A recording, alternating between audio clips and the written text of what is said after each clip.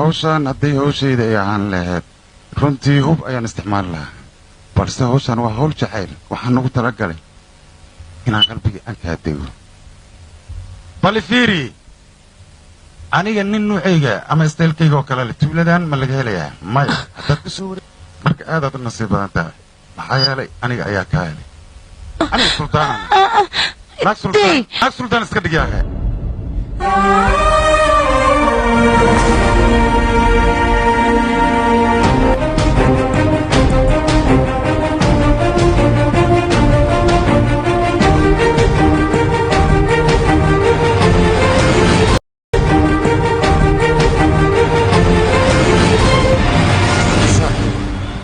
la yaab may kula tahay saaxiibkay gadaashiisa inay gasho macno ma leh asaa ii keenaye waa saaxiibkay qaaliye hay saaxiib ii soo dhiib may maqlin miya ii soo dhiib gabadha see waay kan dhagoolow naqdaan u malaynaya war iiga soo kaxay gabadha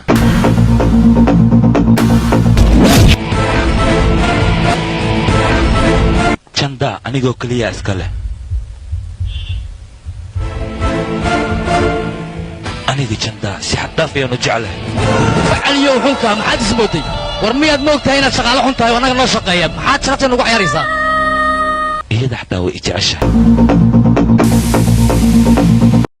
waryaa afkaaga edabu yaal istubidio xunkaa war adiga jacaylkaaga iska daayo waxaan ku tusi karaa hortaada inaan hadda aan ku guursado oo 2 biloodba aanan suginba arooskeeda shifraaj buuqa jooji haddii kale dan ayaad u joojinaysaa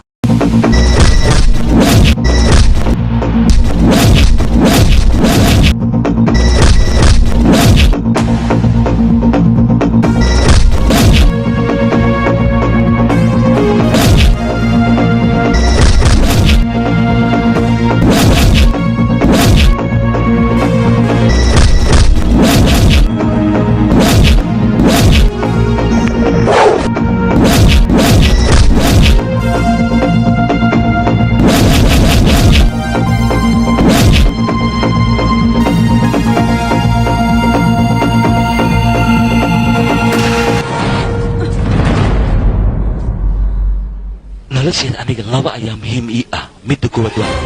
qoftan oo jacaylkayga ah midda labaad waa aniga in lay dilaa oo keliya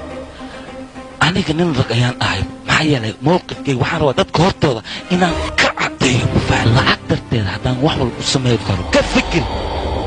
jacayl dartiis maxaan u samayn karaa adiga wadaadka soo kuma dhihin 2 bil kadib ayaad guursanaysaa gabadhan maalinta feestada diyaari guurka balse waxaan kuu sheegaya khasaarada iyo wax walba adiga inay ku soo gaaraan gabadha jandaana anigoo keliya ayaa guursanaya